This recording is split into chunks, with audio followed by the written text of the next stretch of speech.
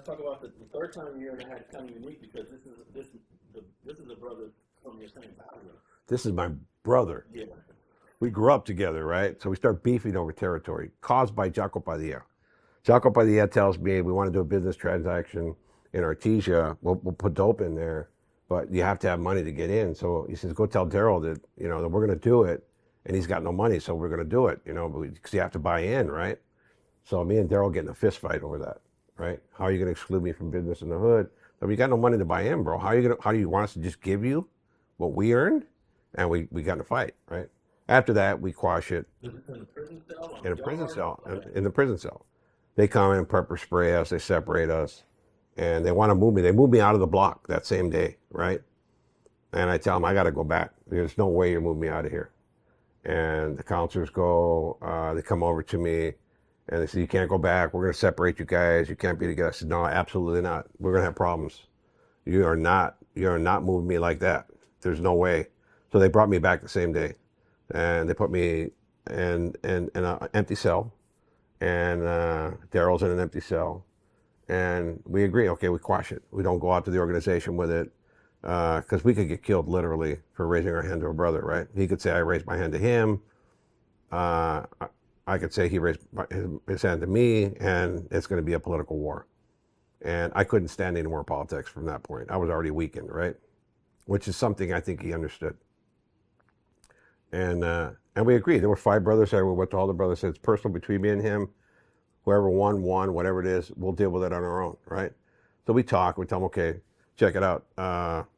Here's what's going to happen. Here's 5 ounces of dope, and you start your own business, right? And he says, okay, cool. And Jaco's like running around, says, I didn't do that. It was Rene's idea. And I was just like, you coward motherfucker. You coward motherfucker. And there was a previous instance where I remember being in the visiting room with Jaco. We were cellies, and Marky Quitos, I always liked Marky. I'm in the visiting room with Jaco, we're getting chained up, and I'm talking to Carlos Diaz, who's right next to me. And I could see out of the holding tank, Jaco's talking to Marky Quitos without saying words. And I could see Jaco going like this. And then Marky Quitos points to me, then he goes like this. Like, whack him, he's no good. So Jaco goes like that. So I go back to the cell, and it's shower time. And I said, damn, this dude's gonna whack me, He just accepted that. So I go to the shower. I have a knife keistered. For the unlearned, that's having a knife inserted in your rectum. I carried one around everywhere, and I carried a handcuff key in my mouth. So I go to the shower, unwrap my knife, I take it out, put it in my boxers with my t-shirt over. And Jaco doesn't even take a shower. He's just going from cell to cell to cell to cell, during shower period, which they allowed us to do. We had free reign in our block. Cops gave us the ability to go to cells and all that. I wanted to take my knife out. So that's why I went to the shower, right? So we go back into the cell. He's very quiet, and I'm sitting up there in the top bunk, and I have my knife right here next to me. And I get up, put the knife in here before I get off the top bunk. I take a piss, give him my back. It's just like, okay, if he's going to do it, let's get it done. And it's the most nerve-wracking thing in the world. It's like, okay, I'm going to get whacked right now. And as soon as he hits me, I'm going to turn around and stab the heck out of him. I'm going to stab him until he's not moving anymore. So that's weighing on me, right? And neither of us are acting normal, and we know it. And he says, hey, Rene, you got a minute? So I come down, I sit on his bunk, and... So you guys were in the same cell? Yeah. Like, Jaco was one of my best friends. It was my crimey on the murder with Cynthia Galvadani was never convicted, and he was my crimey on David Gallegos, the murder and he was never convicted, right? We didn't tell him nothing like that. He got away with it, and we were glad. Like, okay, you got away with it, bro. And so I knew him from the streets. He had been to my house, met my family, knew my sons, knew my parents, all that stuff. And he tells me, Rene, I have to move. I said, what do you mean you have to move? He says, yeah, I got to get some legal work done with Spani from Corona, so tomorrow I'm going to do the cell move. And I just looked at him and said, all right, bro, do what you got to do. So it told me 2 things, right? Number 1, he didn't have the balls to do the hit. And number 2, he didn't support me. He was abandoning me. But at the same time, he didn't follow through. If you believe he was supposed to hit you, he didn't do it. Yeah. So can you also look at it as he respected you, or he didn't want to see you? He didn't want to do that to you? No. Why not? because I would have been ride or die. Hey, bro, this dude just told me to hit you. Let's find out a way to kill him. That's who I would have been. Like, this dude just told me that you got to go. What the heck? Let's kill this guy. That's how I would have been. But I guess it was this false sense of loyalty that I had towards, certain Carnales that I felt really good about, or my friends. Those guys I consider my brothers. But I learned that just doesn't exist in the organization. You just packed up and left the cell. Packed up and left the cell. And I was left scratching my head like, what the hell did I do wrong this time? Nobody told me. Nobody told me. Did you ever find out after the fact any more details about? It was the Cuate Angel Tablas thing. They were politicking on me. They were getting biters over there, so they would spit their poison to some brothers, and those brothers would go spit their poison. That's how campaigns start. Okay, so I reached out to Angel Valencia like 10 years ago, and I have a handful of letters going back and forth with him. And he always didn't have like kind words to say about you. What kind of relationship did you have with Angel Valencia back in the 80s, and why did he like you from the beginning? He told me from the beginning he didn't like you. That is not much of a shocker, because Angel was a pretty bitter guy, right? Negative Nelly. Actually, I think he told me he didn't even want you to be a brother. And then he should have stopped it. He had the power to. And I think I don't know, did you write about this in your book? No. Okay. I think he was a no vote. But apparently, you can't be a no vote because they want to know what your vote is ahead of time. Yeah. Right? Yeah. So ahead of time, he was a no vote on you. I guess he was made before. Oh, yeah. He was way before me. So if I got this correct, he was a no vote on you, but whoever told him you can't be a no vote, we're all voting for Rene. So he changed his vote to a yes vote when the official vote happened. Mm-hmm.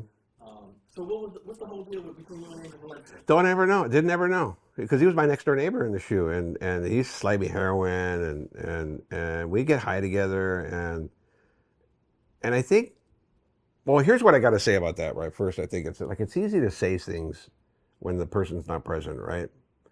And if Angel really had that much animosity towards me, he had plenty of opportunity in THU. In fact, he 8-12'd me in Lancaster, right? I had went out to court when I was in Lancaster. Angel ended up going there and telling the authorities not to put me back on the yard because he would not be responsible if he did something to me. In other words, he's saying, don't put him on the yard because I don't want him here, right? Now, if he really had that much animosity and he was the through and through killer that he claims to be, then he would have just killed me, right? So it's easy to say things about people, but when the opportunity presents itself, because I hear this a lot, right? In YouTube comments and other individuals creating stories, they were going to kill you. You were on the cusp of being killed, and then why didn't they kill me? I was there. I wasn't hiding. I had nowhere to go. There was only a couple of yards I could go to in the state of California because so many people declared me their enemy for that specific purpose, because they had talked shit and they knew they were going to have to face the music at some point. I wouldn't have did anything to them. I would have never raised my hand towards Angel, even though we didn't like each other much. I think the real reason that the animosity came out the way it did, where he started vocalizing it towards CDC staff, journalists, and everybody else, is because I overshadowed him. When we debriefed, I debriefed first. Then I made a video for Angel Valencia and told him, Angel, this is why you're going to get killed, bro. Your days are over. I don't care what you say. You're the hardcore guy. You're the older brother. You were in the clica before me, but I'm telling you the truth. Cuate Grajeda had wrote a letter stating we're going to kill family members during those peace talks in the 2000s, remember? And gave it to me. It says, Angel wrote this letter. He says he's going to kill your family and the families of the other brothers if we can't get to you. He says, I want the brothers to know. But Angel and Cuate started feuding, and that's why Cuate did it. I recognized the writing as Cuate's writing as soon as I saw it. I knew Cuate had authored that letter himself, but I saw it as an opportunity to eliminate Angel Valencia. So I took that letter, and I went and showed it to every Carnal in the prison. Even though that letter was a fraud. It was a fraud. Yeah, but you didn't present it as a fraud. I presented it as authentic. Yeah. Mama didn't raise no fool. Yeah. I was eliminating opposition, and we did. I used it to my benefit. But we also had already agreed to kill Cuate. So I'm killing two birds with one stone. So during the peace talks, when we met with Warden Ayers, Senator Hayden, Tom Hayden's chief of staff, the director of corrections, and the assistant director Brian Perry, and all the administrative staff in the room, 3AB, 3BJF, 3MM members. Me and Danny Peña had knives and keys. And we told Jocko, I said, we're going to bring Angel or Cuate, and we're going to slaughter him here in front of the senator, the warden, and the director, and we're going to be world news. We want everybody to know that we eliminate our opposition. Jocko straight panicked. No, my God, you can't do that. They'll never let us out. Like, he bitched. He bitched out. And me and Danny are looking at each other and said, no, this is a chance. We may never get out of the chute. We got to kill these dudes. They're poison. They're a cancer in the organization. So Angel really was on the cusp of being killed. This isn't like me saying because I don't like him. I think he found out that we were going to kill him later on. And now it's like he doesn't like me. But he didn't take any opportunity when he had all those opportunities to kill me. And it's really easy to talk bad about people. I've never really talked bad about Angel or any other brother, right? It's just not my style. You know, I think it's kind of the mark of a malignant soul to sit around and talk bad about people, right? All right. Last thing, I want to know, how did your disagreement or conflict with Darryl Baca, how did you guys end it? Did you guys come to an understanding, or it was always left up in the air? It was left up in the air. We were trying to get to each other. He had a knife, I had a knife. He was hiding in the shower, and I would come out and try to go to his shower. We tried to get the doors open. It was pretty tense. This is pretty tense stuff. Like, I was scared to death. But I was ready. I had a big old knife. I had a Don Joy. They were made of aluminum alloy. I made a big old knife out of that, and I was going to run him through. By this time, you're about 30?